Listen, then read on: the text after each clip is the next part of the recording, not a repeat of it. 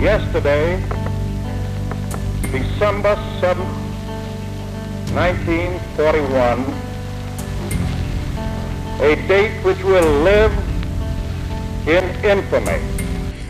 So I was real delighted when I heard I was going to Hawaii, and I thought I couldn't get farther away from the trouble in Pearl Harbor, Hawaii. The United States of America was suddenly and deliberately attacked by naval and air forces of the Empire of Japan. We eventually arrived at Pearl Harbor, and I saw this beautiful, graceful-looking ship, the USS Honolulu, sitting there, and I was thrilled to be going aboard. I ask that the Congress declare that since the unprovoked and dastardly attack by Japan on Sunday, December 7th, 1941, a state of war has existed between the United States and the Japanese Empire.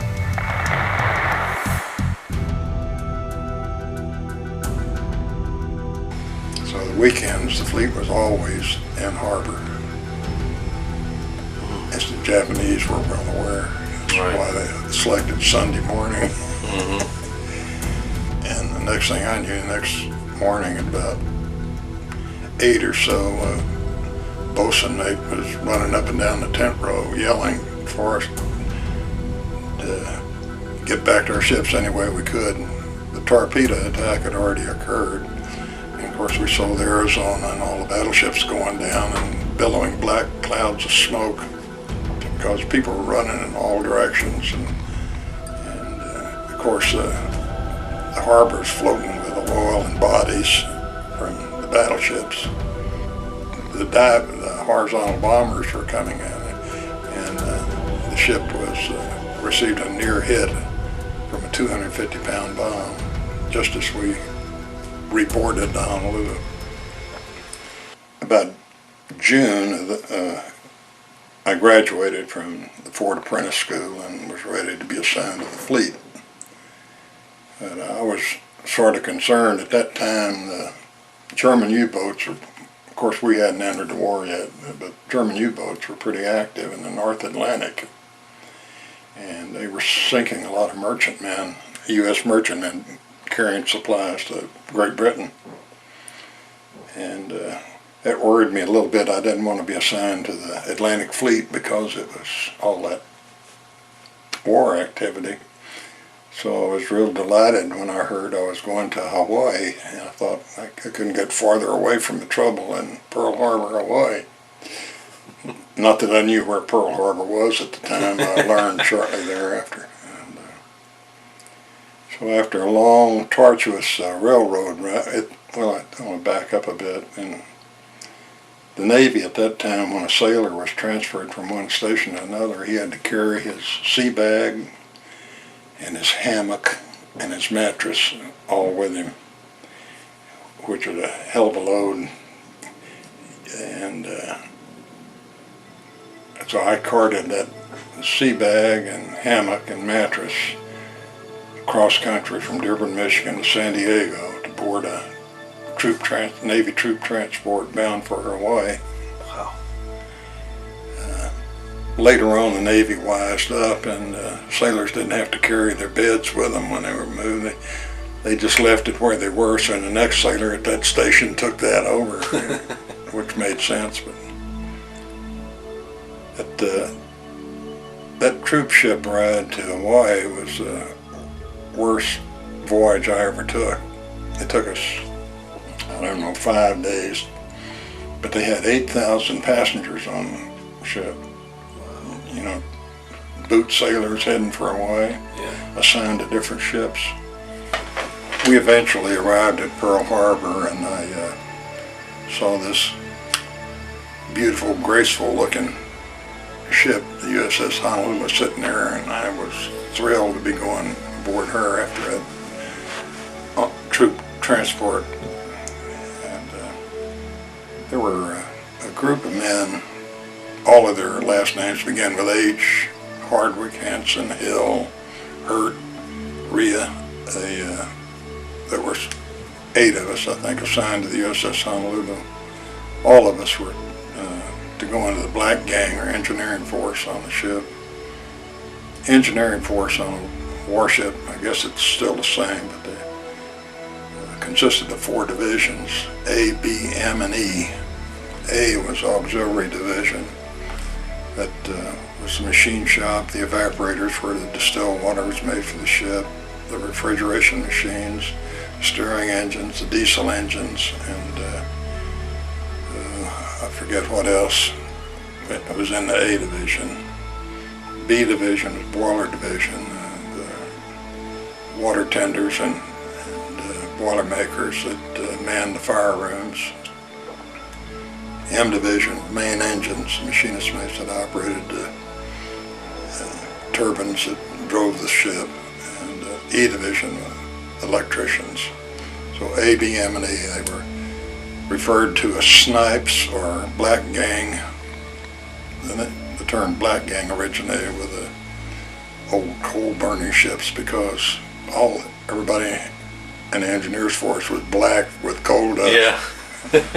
But they still call them black gang even then, although they'd left coal a long time before. And between June 1941 and the date of the attack on December 7th, the practice of the fleet at Pearl Harbor, this is well known now. Monday morning they would leave on war maneuvers. Just like going to work on Monday morning, you went to sea and you went through battle practices. And Friday you came in for shore leave. So the weekends the fleet was always in harbor. As the Japanese were well aware. That's Right. why they selected Sunday morning. And so from the time I went aboard the ship in June of 41 until, well, I had one little interval. We made one trip back to Long Beach, California in September. And I had a very enjoyable 5-day leave out of Long Beach. And another sailor and I hitchhiked to the Grand Canyon and Boulder Dam, now called Hoover Dam. And Zion National Park. Had a great little 5-day vacation before we got back to the ship and set sail again for Pearl Harbor. So we got back into Pearl, I guess, maybe in October 1941, and then resumed that practice of go out Monday, come back Friday. In first part of December, I was about to have my 18th birthday, December 5th, and there was a R&R place called Nanakuli Beach, not far from Pearl Harbor. The Navy was sent for R&R. You were selected by some means. I don't know how you got selected, but a couple of men off the ship were selected every month or so to go to Nanakuli Beach for R&R. And I was selected on December 5th, on my birthday, to go there. A man by the name of Jack Townsend from Dallas, incidentally. And I got on a narrow gauge railroad and drove just a short distance around the island to Nanakuli Beach on Friday, or maybe Saturday morning, December 6th. And we enjoyed the beach there at Nanakuli, and we had a luau that evening. And beer and music and dancers. And we were to spend the night in squad tents there at Nanakuli and have half a day on Sunday morning to swim again on the beach and then return to the ship Sunday evening. Well, we did, that Sunday we did enjoyed the beach, and we had the luau, and turned in a squad tent about midnight. And the next thing I knew, the next morning at about 8 or so, bosun mate was running up and down the tent row yelling for us to get back to our ships any way we could. We were just turned loose, which seemed mighty strange after being tended to all the time. Mm-hmm. If I'd known what was going on, I wouldn't have gone back, I think. But Jack and I got a ride with one of these musicians that had played there, and he took us to a little promontory overlooking Pearl Harbor. The torpedo attack had already occurred. And of course, we saw the Arizona and all the battleships going down and billowing black clouds of smoke. If I'd only had a camera, I could have gotten some beautiful pictures there. Incidentally, cameras aboard ship were verboten back then. You couldn't have a camera. Really? You couldn't have a camera, and you couldn't maintain a diary. A lot of people did, but you get court-martialed. In fact, some of the material I gave you, one of those items in there, one of my shipmates had kept a very complete diary about when we entered port and when we left throughout the war. Mm-hmm. But anyway, we left this Kanaki, they call him, native Hawaiian. It's not a derogatory term.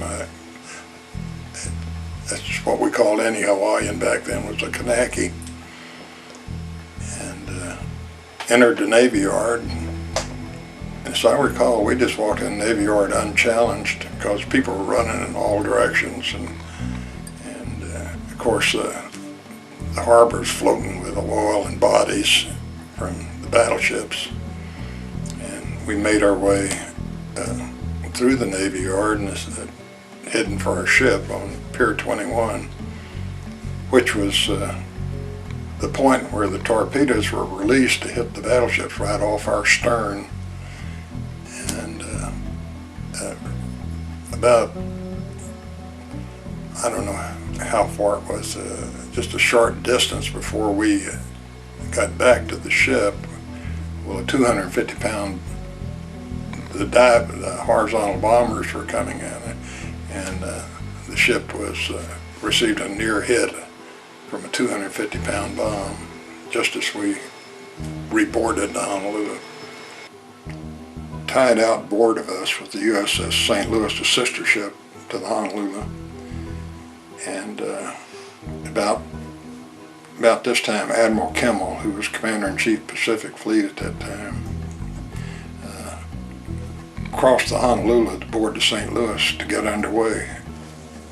And the St. Louis was the only warship, I think, that got underway during the attack. Fortunately, he didn't encounter the Japanese, or he wouldn't have survived. But I guess he felt obliged to try something, and that was what he did. I went aboard ship in my battle station, and which was in the engineering force. I didn't man any guns or kill anybody in the war. I made a lot of distilled water, which I believe the ship couldn't operate without my distilled water. Exactly. But I recall that evening, of course we didn't know what was going to happen next. For all we knew we were being invaded. The Japanese could have taken the Hawaiian Islands if it landed there, because they were totally unprepared for it. But fortunately, they decided not to do that.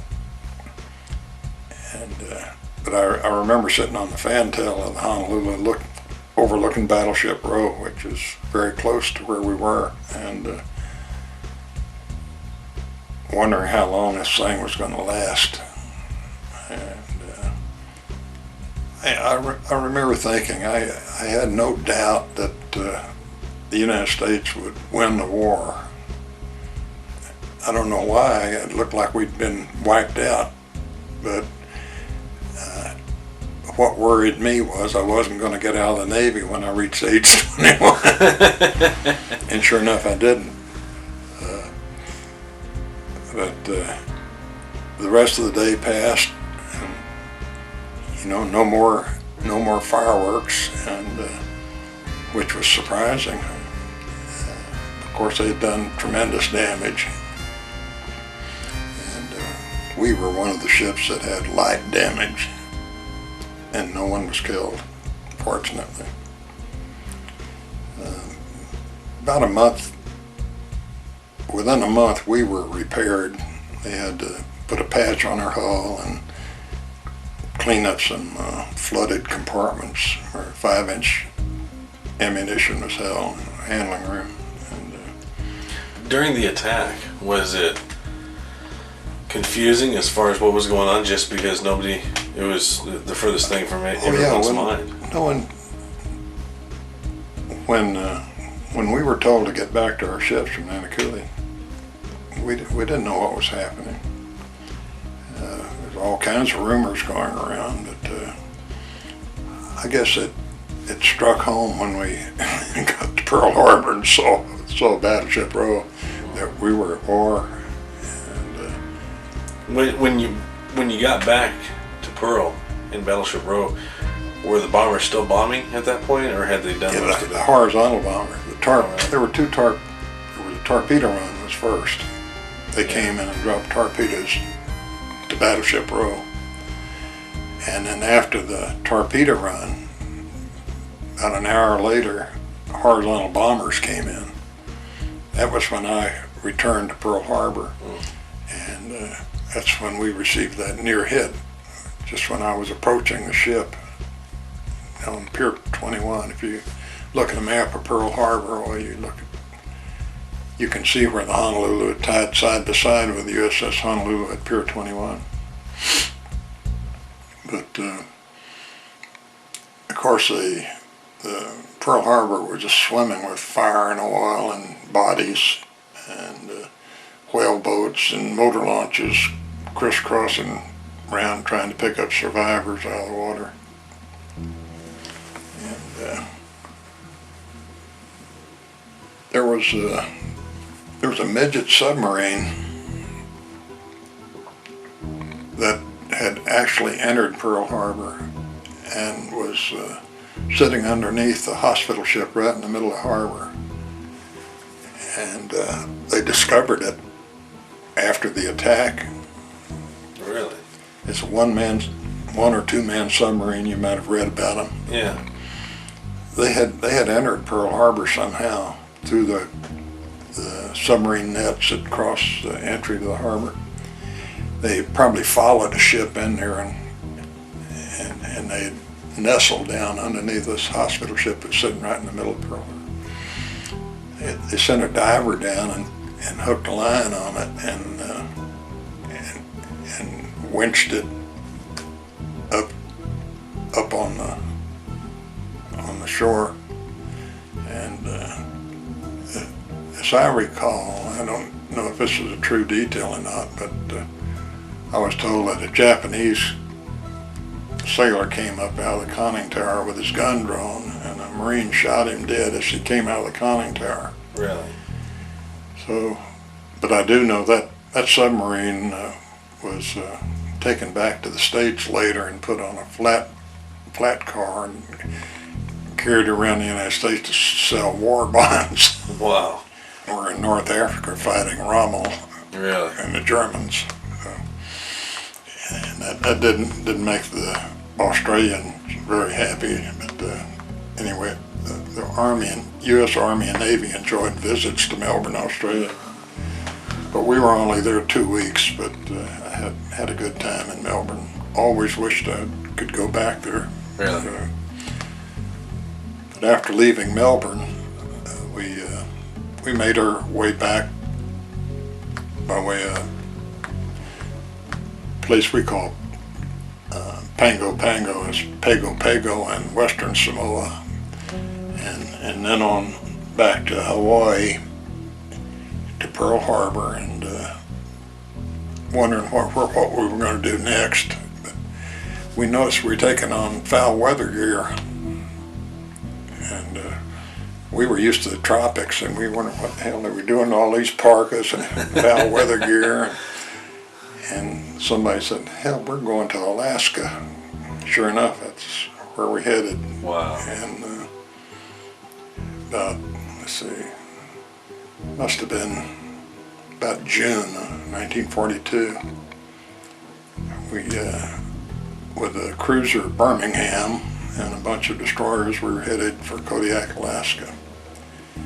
And about that time, the Battle of Midway commenced in the mid-Pacific, which was a big carrier battle. We weren't involved in it, but we skirted the Battle of Midway on our way to Kodiak, Alaska. Really? We knew all that air battle was taking place out there, and it turned out to be a very successful battle for the U.S. Yes. I think 4 Japanese carriers were sunk there, I and think that's right, yeah. 2 or 3 of them participated in the raid on Pearl Harbor, so it was sweet revenge. Mm-hmm. We were happy to get that news on the Honolulu on our way to Kodiak. Eventually we arrived in Kodiak and had a very pleasant couple of liberties in Kodiak before we headed out the Aleutian chain to meet the Japanese. Kodiak, Alaska, there was like a western town in 1830, I think. You had dirt Main Street and bars with swinging doors like you see on Gunsmoke, you know, Oh, wow. and a 2-gun town marshal that policed all of that. We had, when we went ashore in Kodiak, get a couple of beers in the bar. Well, we were to return the ship at sunset. Sunset was 2 o'clock in the morning. Oh, wow.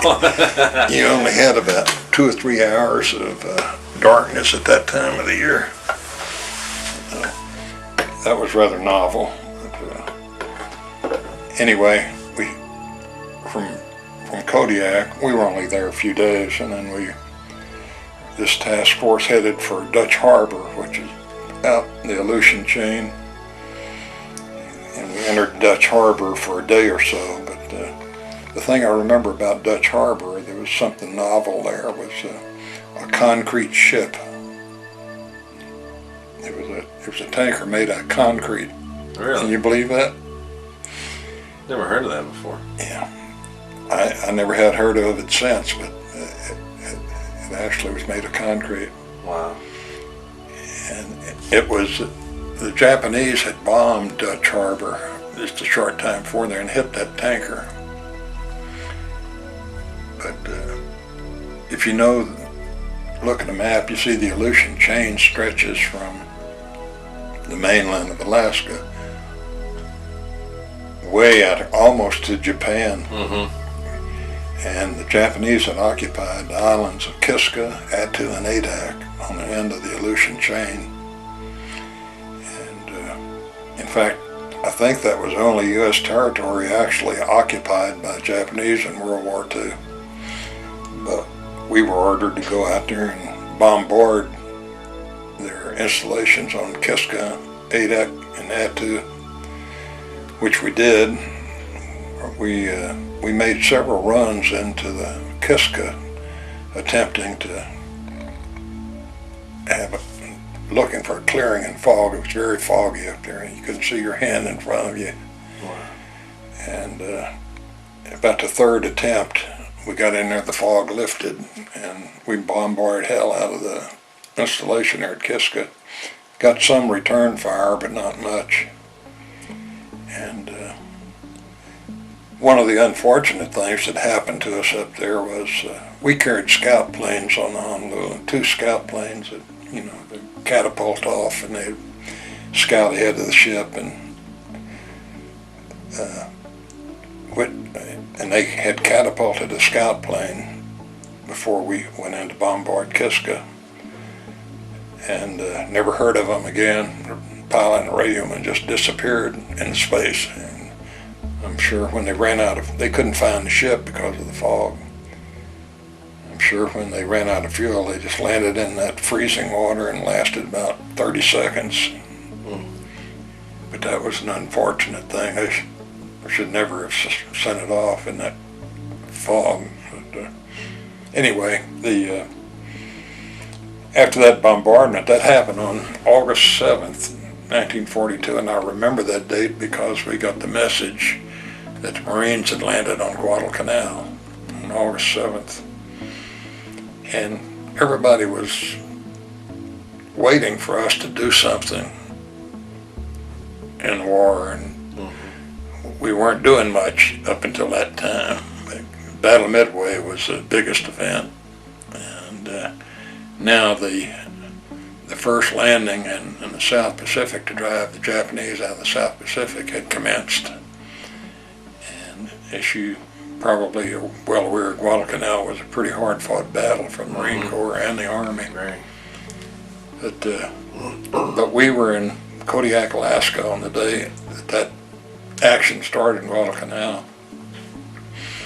And the naval action was getting pretty heavy down there too. At the beginning, the Tokyo Express was running down to replenish their troops on Guadalcanal and elsewhere in the South Pacific, and we were busy trying to intercept the Tokyo Express, and when we did, a battle followed. But we were sort of happy to be in Alaska, but sure enough, next thing we knew, we were headed for Guadalcanal. Yeah, we were headed for Guadalcanal, and of course we went by way of Pearl Harbor again. That was always an intermediate stop on your way to somewhere. And let's see if I can we sailed in, let's see, in November 1942, after we left Alaska.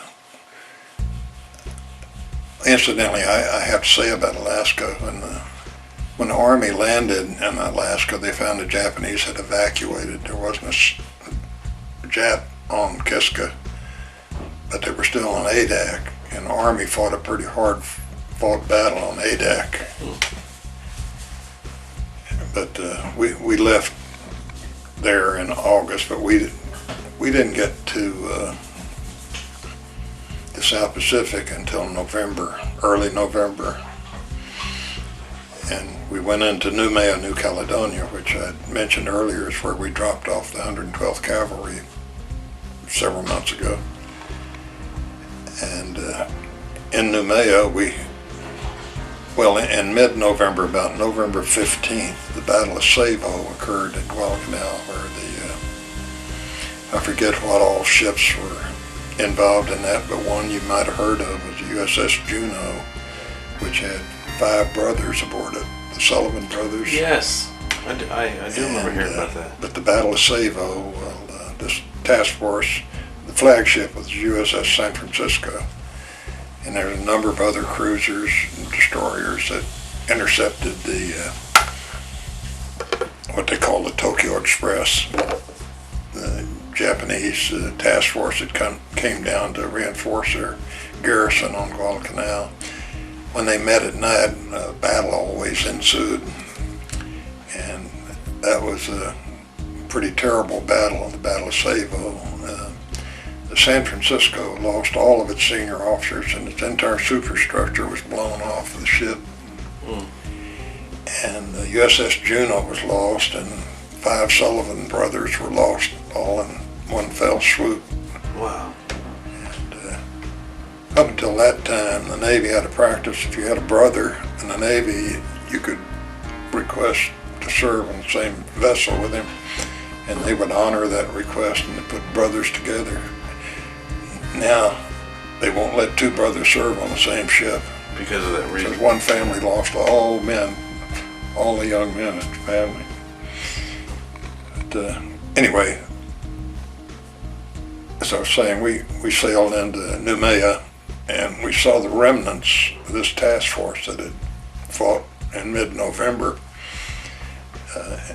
And San Francisco was there, had lost all of its senior officers, admiral and a captain and a couple of commanders, and some junior officer had taken command of the ship during that battle. But we took the flag from the San Francisco, and the Honolulu proceeded back up the slot, they call it, between Guadalcanal and the island of Tulagi. Now, it was renamed Iron Bottom Sound because there were so many ships sunk between those two islands during the Battle of Guadalcanal. So, but we found ourselves heading up there to sort of repeat what had happened on 15th of November, called the Battle of Tassafaronga, and in the same location where all this activity had happened before. On November 30th, 1942, at midnight, we found ourselves going up the slot, as they called it, between Guadalcanal and Tulagi. And it was a moonless night, and it was pitch black. And if I'm not mistaken, I think it was the first battle fought entirely by radar. Really? Because radar was a new thing then. Mm-hmm. We had just been equipped with radar a short time before that. But I was on what's called a damage control crew on the main deck, standing under number 4 turret. Damage control crews during battle were composed of men with different skills, machinists, carpenters, electricians, and so forth, that were stationed around different places on the ship so that supposedly they could repair damage, battle damage, with this complete crew. But as I say, in midnight, we were going up the slot when all hell broke loose, and there were torpedoes swishing around all through the water, and star shells going off to illuminate the area, and the main batteries firing like mad, and deafening sound. And so I had a bird's eye view of that standing on the main deck. Fortunately, none of those shells or torpedoes hit us at all, but the 4 other cruisers that were with us were all either badly damaged or sunk. Really? There was the New Orleans, the Pensacola, the Northampton, and the Minneapolis. And the Honolulu was the only ship that came out of there without getting hit, either sunk or beached. Wow. And, so we got a reputation of, we were the second cruiser in a line of 5 cruisers that went in there, and everybody said you didn't want to be right ahead of or behind the Honolulu. You get sunk or hit. The next big operation was a return to the Philippines, the island of Leyte. If you know your Philippine island geography, there's about 1,000 islands in the Philippines. Wow. It's really a hodgepodge of islands. But Leyte is right in the center of all these islands, and it had a nice harbor in place for the invasion fleet, landing transports to come in and send landing craft in. So, but I think we arrived at Leyte at probably on the 18th of October, along with the cruiser Nashville, which had Douglas MacArthur aboard it, his sister ship to the Honolulu. And again, we went through that process of bombarding and alternating with the carrier planes coming in and dive bombing the beach in preparation for the landing. on October 20th, 1944, at about 10 a.m. in the morning, the Army landed at what they call Red Beach on Leyte. Met pretty stiff resistance, I think, but they fought their way inland, and by mid-afternoon, well, they had pretty well secured the beach, and that's about 3 p.m. in the afternoon of October 20th. Douglas MacArthur made his famous wade ashore. Yeah. I think he repeated it about 3 times for the camera. Oh, really? Anyway, MacArthur went ashore at 3 o'clock, thereabouts. At 4 o'clock, we were sitting on what's called call fire support in the harbor, acting as the artillery for the Army as it advanced inland.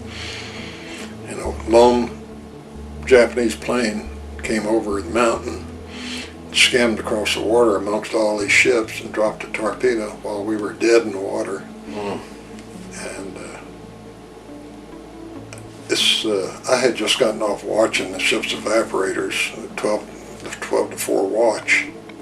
I was relieved about 15 minutes to 4, and I went topside, and I was standing in one of my favorite places under number 4 turret when we got the alarm, this torpedo plane. So she dropped the torpedo, and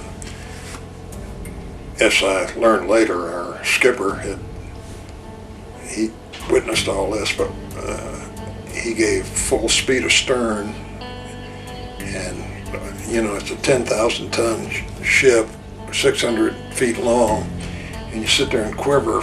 It seems like a lifetime before it starts to move. He was trying to move out of the path of the torpedo. Mm-hmm.